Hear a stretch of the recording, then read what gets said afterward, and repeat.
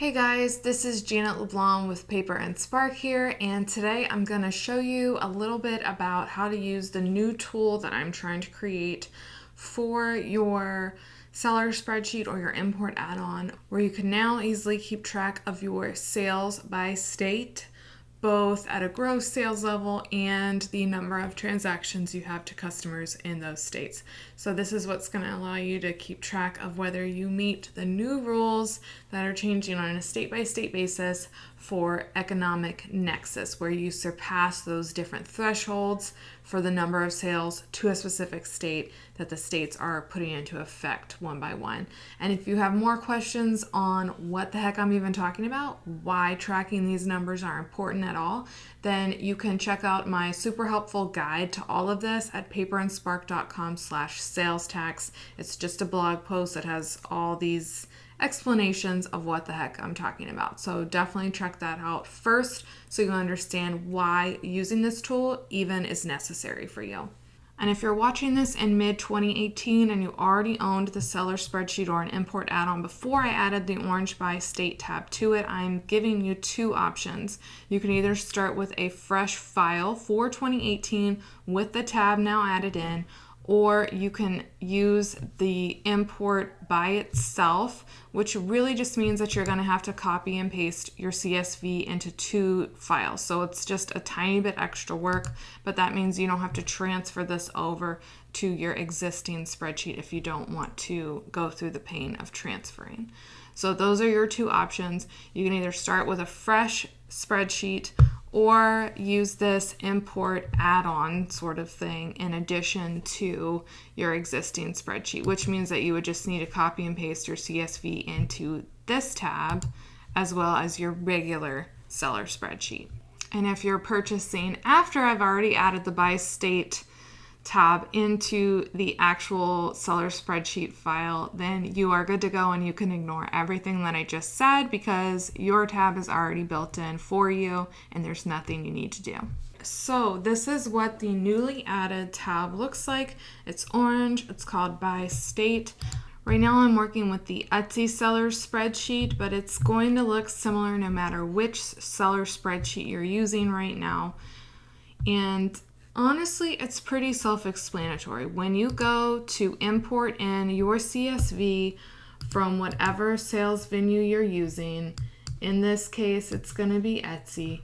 When you do your copy and paste according to the instructions that you've hopefully already read or the video that you've already watched, it is going to automatically populate numbers in that column for you. So there's nothing new that you need to do, no new action that you need to take. Just when you do your regular import to generate your stuff on your monthly summary tab, you're also going to get some new data generated on this by state tab.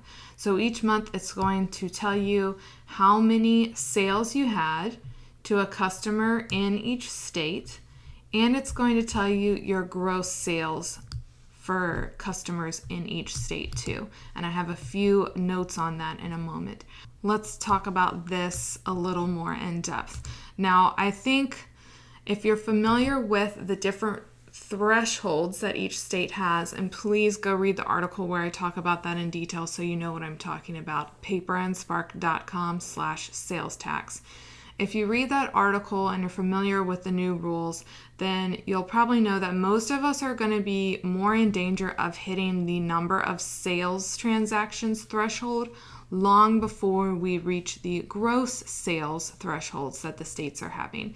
So that's why I put the number of sales block first, because a lot of us are more at risk of having, say, more than 200 sales to a specific state.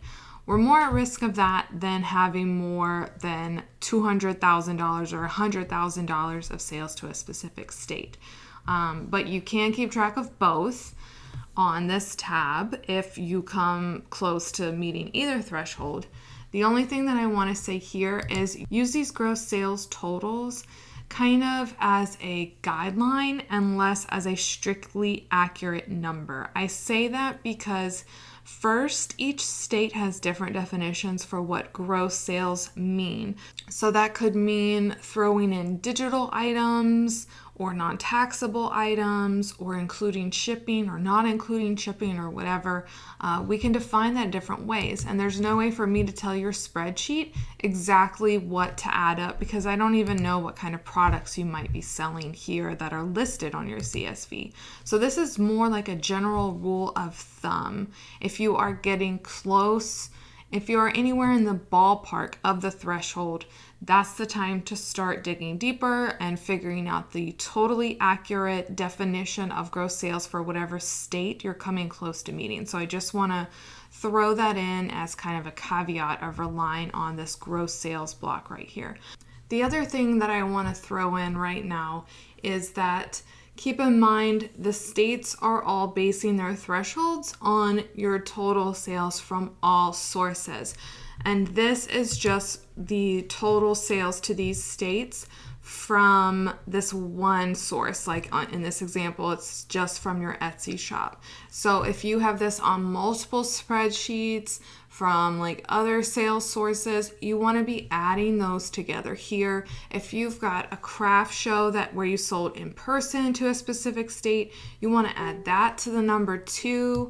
And something that you can do if you want to customize this tab to help you keep track of sales to these states from other sources is insert columns. So just select column O right here where the whole column's selected, right click and do insert, and you can put in other columns here. So if you want to say like you want to keep track of your craft show sales and you did a craft show in, let's say, Louisiana recently, and you know you had 50 sales, you could type that in right there and add that to your annual column to keep track of it all. And if you ever need to customize this tab and for some reason you are getting this error message where you try and type something and it says, nope, this is read only, unlock your tab, y'all. It's super easy. You go to the review menu, click this sheet button, no password is required. You can unlock it and then you can type whatever you want. So keep in mind that ideally you want to be keeping track of your sales to each state across your entire business, not just a single source. Most of us really just need to be tracking the number of sales to each state, and if you see yourself getting close to that threshold for number of transactions, that's the point where it's time to figure out what you need to be doing. Reach out to an accountant or a sales tax expert. Start looking at that state's Department of Revenue to figure out what steps you might need to be taking. But that is pretty much it as far as how this tab works. It's going to automatically populate for you, and I hope that you find it a helpful addition to your spreadsheet.